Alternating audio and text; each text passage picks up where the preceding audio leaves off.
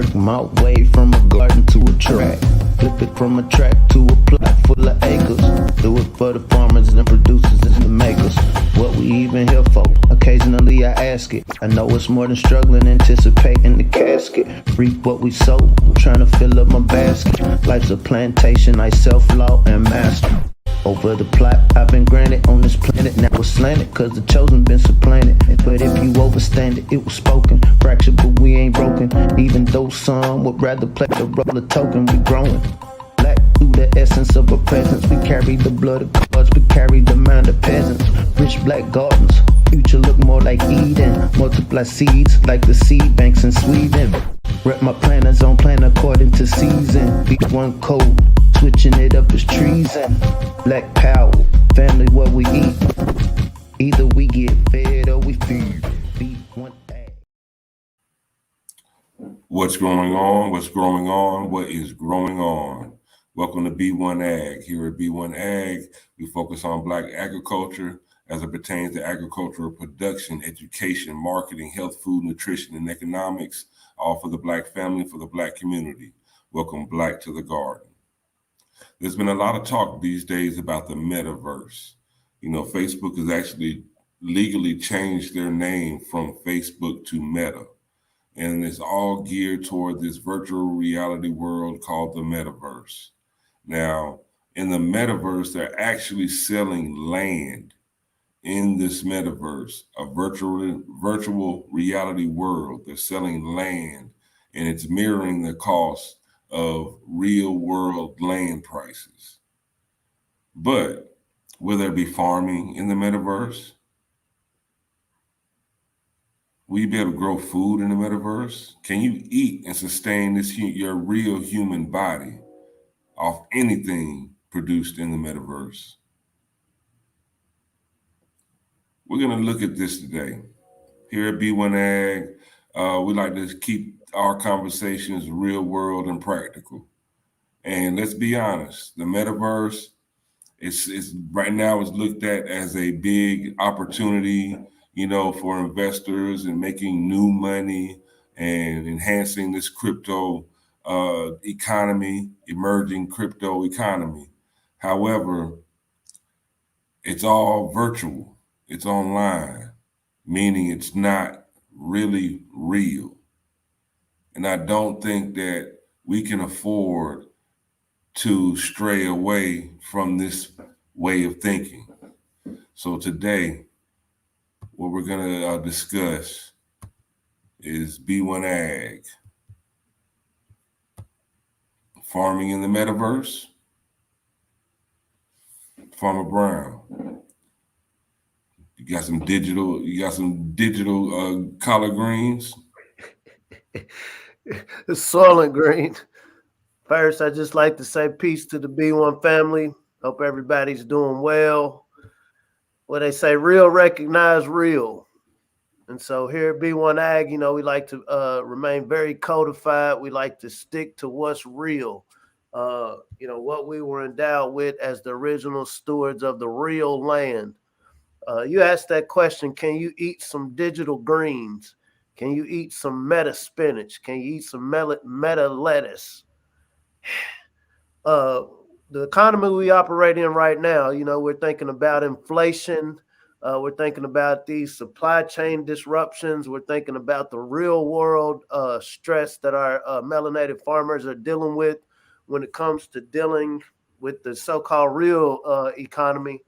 And so I do look forward to deep diving. This ain't even a rabbit hole, man. This is like the Matrix today. I would like the melanated family to understand we're really coming to this from a very practical standpoint. We know within the Metaverse, you know, for economic, finance-minded people, this is a great opportunity to, you know, venture into new horizons. But when we think about the colonists, when they decided, what was it called, the expansion westward, what does this turn into for the melanated family, especially when it comes to our food security? This is like a digital manifest destiny. You know, they're trying to, you know, conquer this newly created metaverse that has not been created yet. Please understand this is still all theoretical. There is no real metaverse that is, built as to speak. They're in the process of trying to build it. However, there are a lot of companies, from Chipotle to Taco Bell to your McDonald's, they're buying and placing their restaurants, reserving their spaces in the metaverse, for these real world restaurants. It's merging and it's merging quickly. However, it's still theoretical. You know, it's a dangerous thing for me. It's escapism. We have real world issues here. We have real world food shortages, and we have real world supply chain issues. We have real world climate change issues. And it's like they're encouraging us to put on these goggles, these shades, to look into a false reality, a virtual reality, as a way to live your best life instead of doing what we can with what we have, and making the best of what we already have been endowed with. This is a dangerous game that we're playing, in my humble opinion. But we're gonna look into this. We're gonna look into this because this metaverse, there's a lot of, even though it's looking all shiny and new, and this is wow, this is new and it's great. This concept is not new, and it is actually it has a pretty dark side to it. We may go how deep you want to go into it, Brown, about this meta. November 24th. Mark this in your calendar. November 24th, virtual real estate. Somebody made the biggest purchase of $2.4 million. Somebody really spent a real $2.4 million for virtual real estate. If I take some seeds, the best heirloom seeds you can find, and put it into this virtual farm, what are you going to get out of it? Ding, ding, ding, ding, ding, ding, ding. $2.4 million. Let me break that down in perspective. And so when we think about arable land, we're in a world, we're specifically speaking about the melanated family. We know at least 16 million of us, what we call North America, Turtle Island, are food insecure. So that equates to about 543 acres of prime farmland. This is prime farmland at about 4,400 per acre. We know the average individual eats 200 square feet worth of fresh produce. Do the math of that, that equals 23,701,950 square feet. That breaks down to about 119,000 real individuals eating real fresh produce that keeps them healthy, that keeps them away from the pre-existing conditions and comorbidities. But somebody saw fit, and I guess we're doing a little activity of pocket watching today to spend 2.4 million on virtual real estate. Who cares about the real people that's going hungry? The real farmers that aren't getting help from their governmental bodies and agencies responsible for making sure that this is a level playing field for those that still think that this game is about being fair. This goes very deep. This concept of meta. I would encourage the family. This just came across my radar, and I'm, as soon as we get done with this, I'm going to go a little deeper in just to my own personal research. There's this entity from Judaism called Metatron.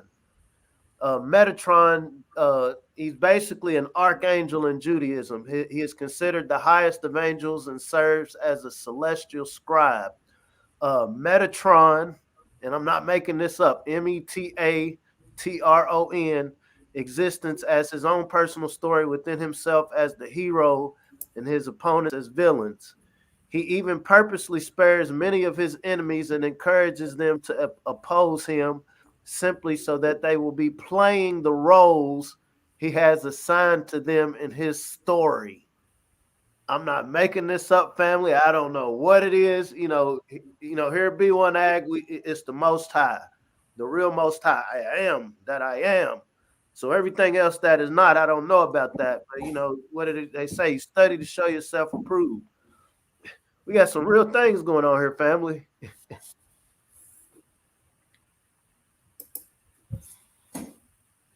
And I'm real curious, who will be the God in this metaverse? Is Zuckerberg trying to put himself in that position? Is he trying to be Metatron? Is he trying to be your God? I think we have a pictograph. So right now, you know, we got deviated away a little bit from the reality we speak of to just, you know, let's get down this rabbit hole, family. Let's look at this. And so what you see in this image, and I thought it was very interesting. They got a melanated man with these virtual glasses on. Oh man, life is so hard. It's so much of a struggle. I don't even want to live in real life. So give me these glasses so I can, what is it, Surrogate? You remember that movie with Bruce Willis? So let me just experience life vicariously through whoever's programming this matrix. You know, this is one of the reasons we push this B1 algorithm. But to the right, you see I don't know if it's a tarot card, but it's an image of this Metatron character. And it's the angel of thought. The angel of thought. Think about that. Not T-H-O-T, but thought. And then to the upper left-hand corner, you see Meta. This is Zuckerberg. What you see in the background, this is what the metaverse looks like. It's peachy. You know, it's beautiful. Everybody's perfect. You ain't got to get the fake eyelashes and all of that. Everybody's just beautiful and perfect in this world. And you can sit back in your chair at home. You know, if you're on lockdown, you can sit back in your chair at home and be the most beautiful, perfectest person in the world and experience this peachy world. But like bruh brought up in the beginning, and so as you're in this chair living in this virtual reality, what are you eating? You know, a few months back, we had talked about a few startups that are actually getting a lot of funding that are doing these nutrition cubes. They're not even full meals. You know, whether you're still eating meat or plant-based, they're not even full meals. We're just going to basically extract nutrients. We're going to grow them in petri dishes, and we'll serve them in these little cubes that you can just throw in the microwave. Good morning, Sister Moffat. We're going to throw these cubes in the microwave, and you can get back to your chair and experience this virtual world. That's the way the magic works. You have to put your plan out there. You have to be truthful. And if people see it as entertainment, I told you what it was. But we got to think about this. Zuckerberg, I remember there was the Facebook whistleblower talking about the negative effects that Facebook and Instagram was specifically having on the teenagers. You know, it was having them questioning their, you know, body shaming. Having them questioning, you know, am I loved? Am I popular? Do people like me? And so if something is simple and see, social media has become antiquated. Social media is like Stone Age now. So it's almost one of them things, hey, if you're still on social media, you're in the old school. You got to jump into this metaverse where you can be perfect, where you can be beautiful. When we think about this concept of what they call Lucifer, it's the most beautiful angel, right? But God, I can do better than you. I know how to do this better than you. Here at B1AG, we want to stick to food security because there's so many areas of human activity. I mean, we could go on for hours, but I thought this was very interesting. And like I said, this just came out this week that somebody literally spent $2.4 million on virtual real estate. To play devil's advocate, okay, if you're into advertising, okay, we realize there's going to be a whole new world that exists where people are going to travel in this world and have to see signs and billboards. Let me take my company if I'm Taco Bell. Let me take my company if I'm KFC and make sure there's a billboard here. But if you're in this metaverse, can I stop at a virtual KFC or a virtual salad bar and get a real salad? What does this look like?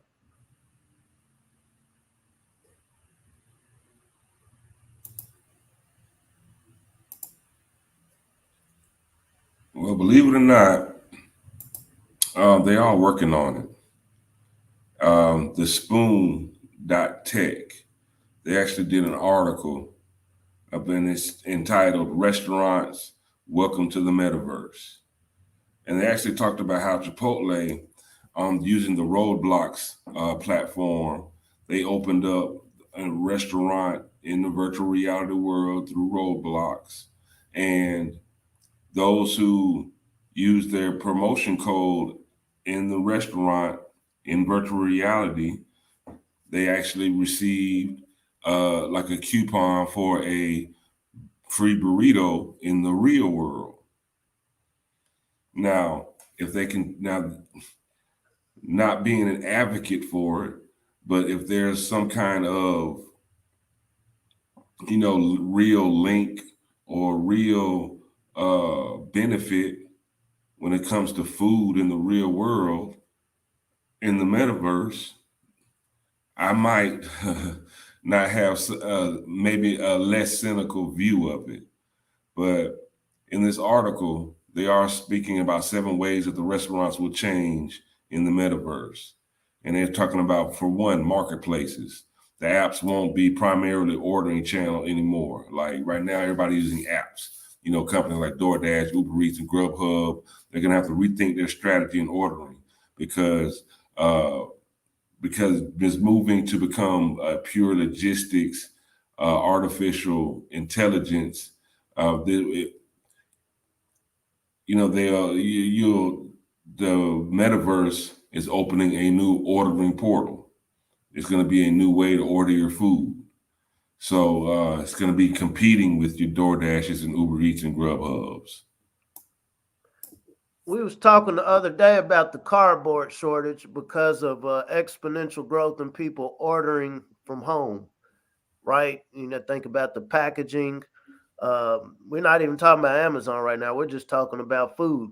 And so what happens when you got a large groundswell of people who, okay, I don't even want to go out in real life anymore with real people. I just want to sit home and virtually live. That means there's going to be more of a strain on real natural resources, our trees, which are used to create this cardboard. China, this actually came out today. The Chinese stocks related to the metaverse, even very tangentially, have risen sharply, but jumping in now could result in real losses. I'm going to play devil's advocate. It's very hard, but to play devil's advocate, I know working with some of the small farmers in my 9 to 5, the inability to kind of get with some of the newer programs, be able to incorporate some of the newer technology keeps the producers from being able to compete in the broader markets. And so in some sense, there is a value in being able to keep up with technology. But the caveat with that is, okay, there was a time our ancestors, and I imagine my great-great-grandmother never heard of an ATM machine. They came from a time where I have 2 apples, you got 2 oranges. Let's trade. I got a cow over here that produces milk. You got a hog over there that's going to give me some meat. So let me trade an equal value of meat with milk. You got some greens over there. I got some beans over here. We're going to do an even exchange. That's as ancient as our ancestors. And so what we did slowly over the ages is, okay, well, we don't want to just keep going to each other with these tangible, real products. In economics, they call them widgets. Instead, I'll give you credit. I'll give you. It's absurd. It's absurd. But once again, we try to be codified, and regardless of how we look at it, there's a world full of people that see this as reality. There's a world full of people. Somebody spent real $2.4 million on virtual real estate. I think we have to explore that word real estate. Is it really estate or is it virtual estate? That's a whole nother topic in and of itself. But saying that to say this buy-in to these new technologies over time, over a period of 100 years, what does this do to the melanated family? We understand that the melanated farmers actually had the highest representation back in early 1900s, where we represented 15% of the overall agricultural primary operators. 15% back when we're thinking 1920s. Oh, we were horrible. Oh, we didn't have nothing. We're fresh out of this concept of slavery. But this is when your Black Wall Streets existed. This is when all of the black towns across what we call North America existed during the 1920s, during this, what we see as an antiquated time. Whereas now we got all the technology in the world. We got the affirmative action. We got civil rights, and we're only 1.4% of the producers. And so once again, if the family can kind of put this on, put this in your mental notebook, what does this trend look like as more technologies, as all of these new financial opportunities present themselves? What does this do when it comes down to something as basic as our food security? Not just our food security, but our ability to relate with one another in a productive manner. I don't think I've ever dealt with a person when there was food involved. These were real interactions. There are social, there are spiritual. I'm a spiritual person. There are spiritual interactions that happen when you're really with real people, really eating. So what happens when we have this large part of our existence that's tied to a metaverse? And we haven't touched on this Metatron yet, but I think we really need to unpack this, family, because this is becoming a quasi-real dynamic that's going to affect all of us. At the end of the day, the metaverse is virtual reality. It's not real. It's virtual. You have to put on your glasses and you're getting visuals as if you're actually there, but you're not. It may take your mind there, but not your body. So even if they did have virtual farming operations in the metaverse, we can't eat it. It will not sustain the body. You won't get full off of it. So in staying practical and staying in this firmly planted and deeply rooted in reality, we have to realize that although they're offering this virtual reality world, that there still is a real world that we are living in, and we still have to eat. We have to grow our food.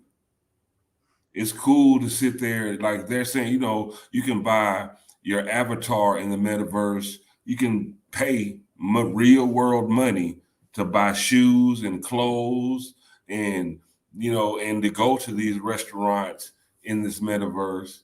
But don't forget, you have to really feed yourself in this real world. And that's going to take real effort. This Metatron archangel, who according to Judaism sat like right behind the Most High, right? So according to Jehovah's Witness, they have this term said the king cometh. And this was about 1913. The king cometh. And I just always thought that was very interesting. I remember they had come and visit my mom's house. This was decades ago. But I remember reading and it said 1914, the king cometh. Well, what do we know happened in 1914? This was the establishment of the Federal Reserve. Well, what are we locked out of? What is the thing that is keeping people from being functional in this real world? And it's the fiat, right?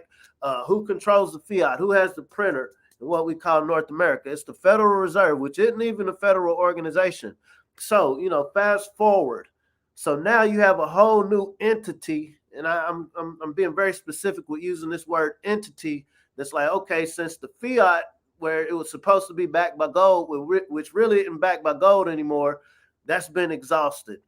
We see all of these things going on, a lot of legislation where anybody that got any basic economic sense, like, hey, this is going to lead to inflation. The thing that we're using as a medium of exchange doesn't have the same value it did when my great-great-grandfather, so on and so forth, was spending it. And so, these people think 50 years, 100, they think, long term. And so what this represents to me when I think of the metaverse, and like I said, I'm not coming from like a conspiracy theory because all of this information is available to all of us. I would encourage all of the family to fact check me. Because right now, what facts exist in the metaverse, really? So all we can do is deal in conjecture. But are we, and I just use the proverbial are we accepting a new king over our temples, over our temples that have been constructed by the Most High? Are we relegating a real part that was assigned to us to something that doesn't even exist? This is why we talk about we got to get back to the garden, family. This isn't about everybody. I know some scriptures or scripts talk about a remnant. I believe in the law of thirds. It takes a third of a thing to do a thing, right? To be efficient. But that's one of the reasons we really believe in this This healthyblackfood.com. It's more than a hustle for us, family. This is real. Like, we really got to get black to the basics of how do we grow real food? How can I grow something if I'm in an apartment? How can I partner with people within my apartment complex just in case the metaverse takes over and now nobody wants to sell anything person to person? You have to log into the metaverse to be able to order your food. Because there was a time, you didn't need a plastic card to swipe, say going to Walmart or Kroger. But every time I go to the store, you realize, more and more they'll have these little signs on the machines that say, "Oh, card only, card only." Fast forward 5 years from now, okay, hand scan only, eyeball scan only. Oh, nope, you gotta get this thing in your forehead or your right hand before you can get your food. I'm a person that believes we have power. And that power is in our choice, and that power is being connected with that which gives us real power. What is real power gained through? It's gained through food. On a physical level, obviously, the spiritual part of us draws power from the Most High, the origin. But when we're talking in this physical plane, real power, real energy, your caloric intake, your nutrients come from food. And so, to the degree that we can get back to the essence of being able to produce food, understanding the science of how food is produced. You don't just throw a seed out in the ground and suddenly it grows. There's dynamics involved. Is your real soil being prepared to grow this food? I imagine in the metaverse, the soil is perfect. And I can throw a perfect meta seed into the meta soil and I'll get some great meta greens. But if I put that in this real body, what's that going to do?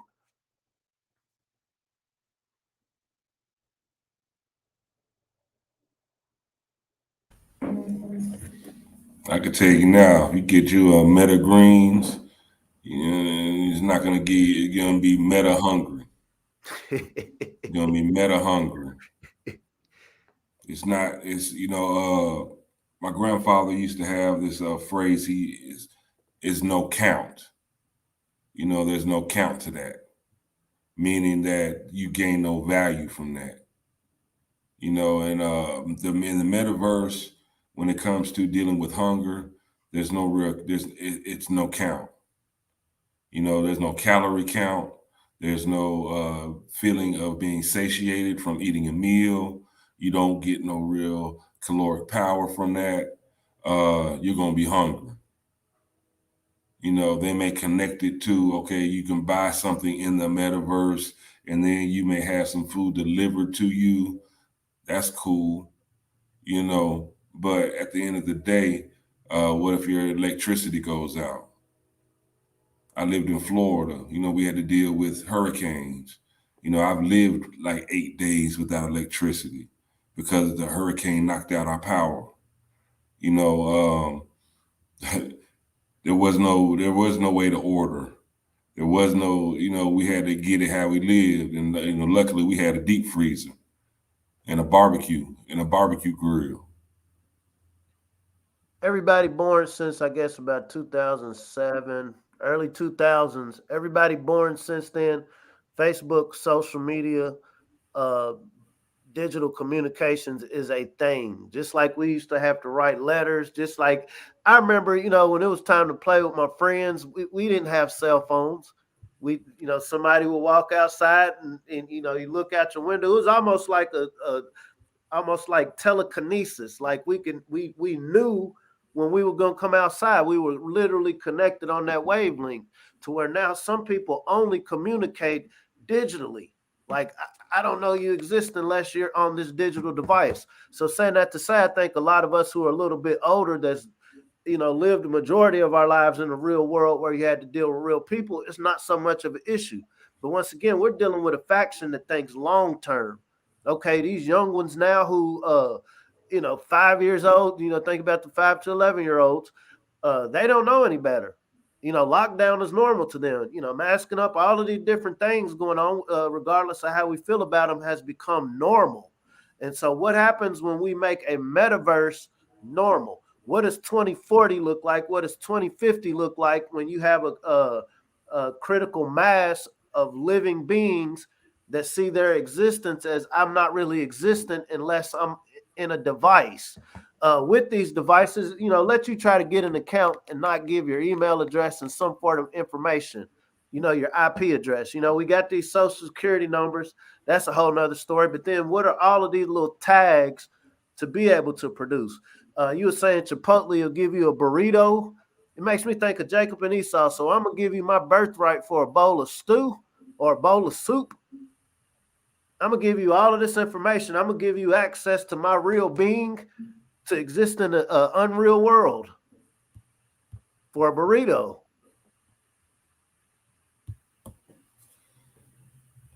I know, and again, just like Joe's daughter Zion said earlier, they've been playing this out in movies for years. So when I look at the Matrix, now when you look at the real world in the Matrix, it was dark, there was destruction, no sun. It was the earth itself was ravaged. However, the people were continuing their lives through this computer simulation as if everything was okay. And that's what it looks like they're trying to do now. Like they're ravaging the earth and trying to put a different vision of what's really going on in front of our eyes through this metaverse, through these video games, through these virtual simulated, worlds. But again, we cannot afford to be swayed and taken away from what's really going on, what's really growing on out here in the real world. And out here, we have to eat. We have to eat. If you don't eat, you die, you perish. So let's not stray away from what we know is real. The metaverse sounds cool. They're doing a lot of promotion for it, but it's still all theoretical. It's not even really here yet. They're just getting us primed and ready for it, but it's still not here yet. And let's also make sure that we teach our young ones that, the difference between virtual reality and real reality, because they don't know any better. If they don't know, like they're so accustomed to these devices, these cell phones, like you show them a corded phone that, I grew up with, a corded phone or a rotary dial phone, they think that's crazy. They wouldn't know what to do with it. I've seen a lot of TikTok videos and stuff like that. They gave their kids a rotary phone and they just, you would have thought you gave them something from space. And it's the same thing with dealing with this food. If we don't teach our kids what real food is, when, if they're just giving these protein squares or food substitute squares, they're going to think that's normal. Every piece of technology, every piece of technology is mimicking something natural. Airplanes were modeled after birds, after aviation, right? Was based around birds. Telephone is a replication of telepathy. You got to think, how did this whole world, how was people how was the ancestors, the Moors, whoever traveling around the world with no telephones? They were able to navigate the world, create these maps with no GPS signals. We think about this concept of a smartphone. I ain't gonna lie, family, without Google spell check, I'm dumb.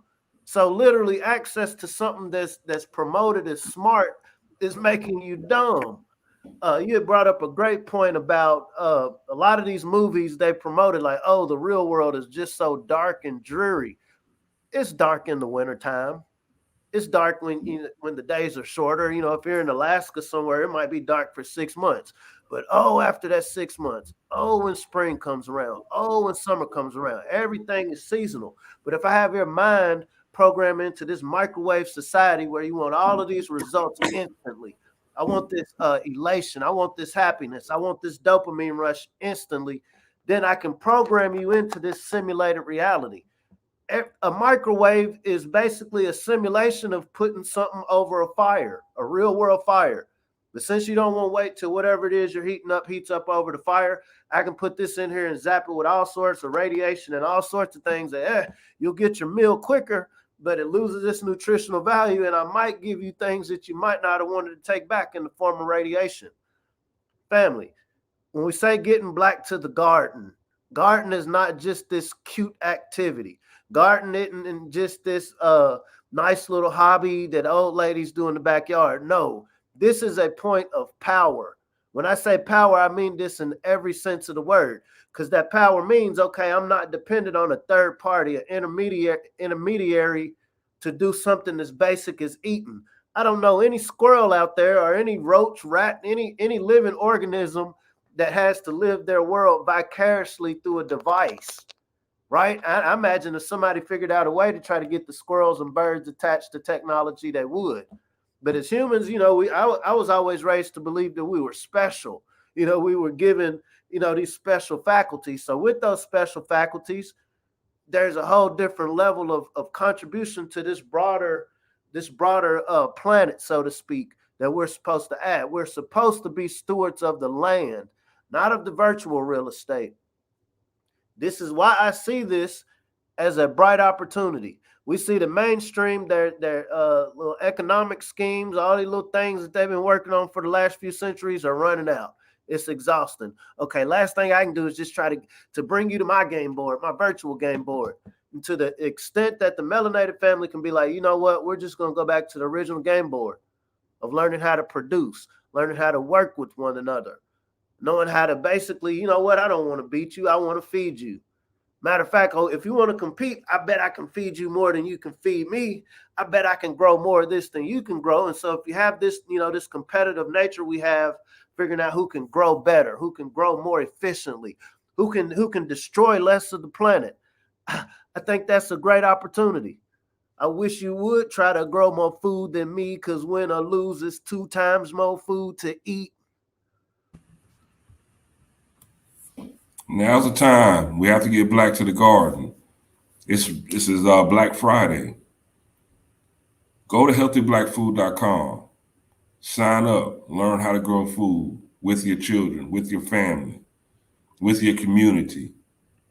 It's more important now than ever. Everybody's got their eyes on the metaverse, a virtual reality that's not even here yet. And everybody's looking at that. Nobody's paying attention to the real world.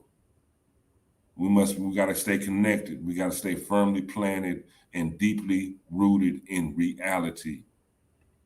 And the reality is we all have to eat. We all have to eat. I say it again. We all have to eat. A lot of us like to eat more than once a day. Again, in our supermarkets and our grocery stores, there are some stores that are resorting to putting cardboard pictures of food up just to cover up the fact that there is nothing there. The writing is not on the wall. The writing is it's in the grocery stores.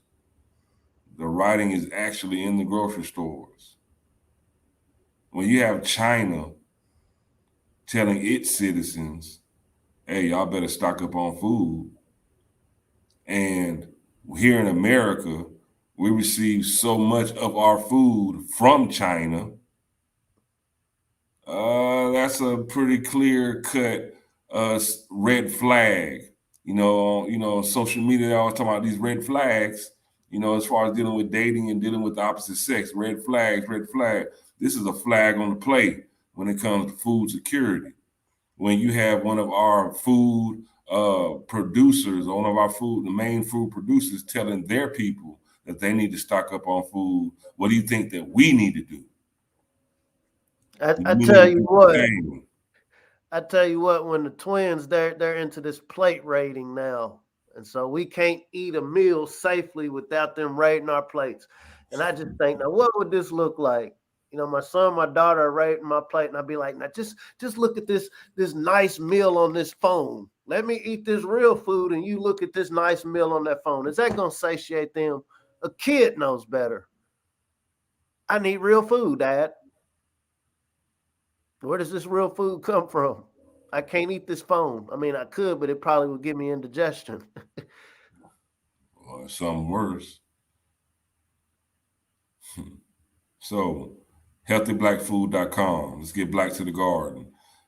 This is a survival skill.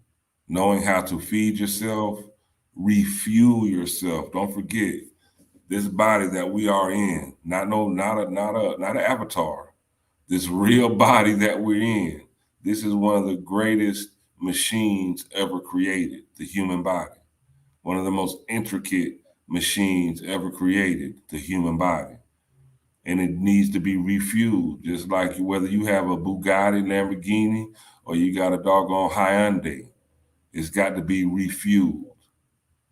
And our human body is the same way. It must be refueled, and the fuel that fuels this body, this machine, this intricate work of art, moving art, is food and water.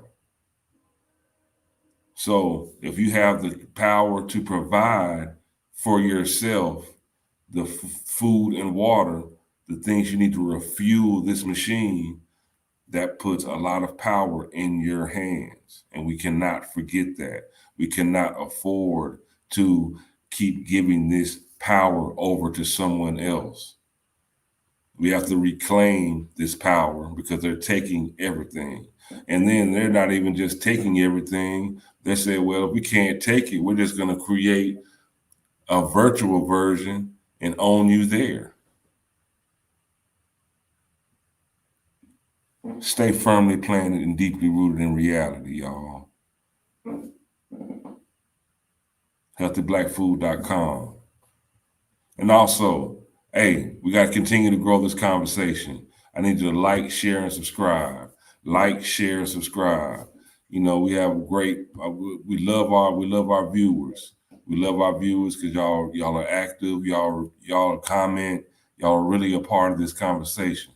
But we need to make sure that this conversation continues to grow, we need to keep people firmly planted and deeply rooted in what we're talking about, and that's food security. You know, food security is real world security. You know, but we all need to have our place at the table, at this proverbial dinner table.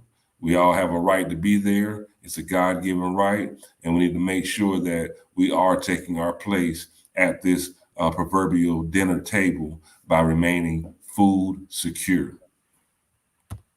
You know, people are talking about a lot of things, but they ain't talking about this food. You know, they're not talking about this food security, and we need to change that. Like, share, and subscribe. It's free to do that. You know, subscribe to the B1AG Daily Bread podcast on YouTube.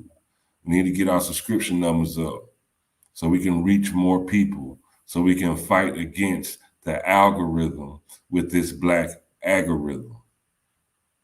We got to keep pushing this to the forefront of how important it is that we pay attention to our food system. It's dramatically being changed and challenged at the same time like no other time in history. And we need to stay on top of that. You know, we need to stay on top of that. Again, we're pushing this black algorithm to fight the algorithm. And that is our mission. And we're going to continue to do that. Pushing the black algorithm. Ancestors, they mastered the systems. We raising your bosses, no victims. Planting that knowledge curriculum. Blessing the roots with the nutrients. The darker the berry, black Nubian. Dropping receipts like I'm Julian. The streets with that food like Peruvian. Trapping the merch and the fruits and the veggies. CSA boxes, my package is heavy. Ship across town in the bed of my Chevy. Printing the mud, growing hard for that baby. If you stay ready, you ain't gotta scramble. Bet on black farmers and growers, no gamble. Reclaiming our pain cause the game is in shambles. Blessed with that melanin, carry the miracle. Mothers and fathers of civilization. Black to the garden with food cultivation. Building back better through black innovation. B1 community growing the nation. Genetically designed to be the dopest. Stoking that growth mindset. Codified, now we focus. Farming on Back on track. Be the fam, break bread with them. Push that black on black on black. Pushing that B1AG gorilla. Them. Watch me get 'em. Watch me get 'em. Pushing that B1AG gorilla. Don't be the fan. Break bread with 'em. Pushing that B1AG gorilla. Them. Watch me get 'em. Watch me get 'em. That. Pushing that B1AG gorilla. There it is. So, like, share, subscribe. Let's grow this conversation. B1AG Daily Bread Podcast. We are fighting against the algorithm to push this black algorithm. Food security, that is the focus. That is the goal. We don't want anybody hungry. Because at the end of the day, if the have-nots are hungry, they're going to resort to eating those that have. So, are you going to feed or get fed on? It's a simple choice. You have a choice to either feed or be fed on. We can help feed or we can be the meal ourselves. You can either help feed the world or the world's going to eat you. I don't want no barbecue sauce on me unless it's done dripped off of something I'm eating. But I don't need be in somebody's stew pot. You're trying to eat, John Henry stew. I have a John Henry sandwich. I like collard greens and things of that nature. You know what I'm saying? I don't need to be the main course. And I really don't think that, any of our people need to be the main course because they've been eating us and eating off of us for far too long. So let's put our mind and our talents and our time into growing this food. We all got to eat. Simple as that. The metaverse. Is it going to be farming in the metaverse? Maybe, maybe not. But it's virtual reality. You can't eat that. You can't eat anything in the metaverse. You can buy your avatar a pair of Jordans or the McFlies in the metaverse. But if you look down and you're still gonna have whatever you have on your feet. Let's not forget, this is reality, what real is. It stays firmly planted, deeply rooted in reality. Food security. That's B1AG's mission. Food security for everyone. Because if you really, really want to know something, what do the people need to do, Farmer Brown? If you really want to know something, we really, not virtually, we really need to learn how to grow something. There it is. And let's grow this conversation. Tell somebody, tell somebody, tell somebody, tell somebody. B1AG Daily Bread Podcast. We're talking about this healthyblackfood.com. We're talking about getting black to the garden. We're talking about what's growing on. Let's grow this conversation. Let's feed our nation because it's all turning digital and we can't chew on no crypto. Encourage the family to look up Metatron, Metaron, Metatron. Very interesting read, family. If you hadn't already, we're late to the game. So y'all enjoy your family. Tell you love them. For those, during these times, it's the holidays or whatever, for our family that has transitioned on, let's remember them. Let's keep their essence alive. Let's take a part of that and let them live through us. I'm John Henry Harris. We have Farmer Brown MC. This is B1AG. Until next time. Peace.